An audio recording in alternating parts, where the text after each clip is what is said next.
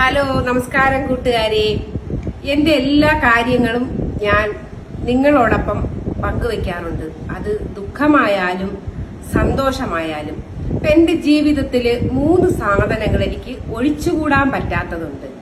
എന്തായാലും നിങ്ങൾ അത് അറിയണം. അത് എന്തൊക്കെയാണ്?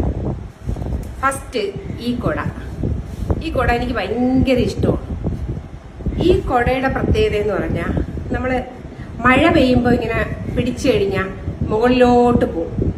ഈ കുട ഞാൻ വാങ്ങിയത് ഒരു 2081 കാലഘട്ടത്തിലാണ് ഈ കുട ഞാൻ വാങ്ങിയത്.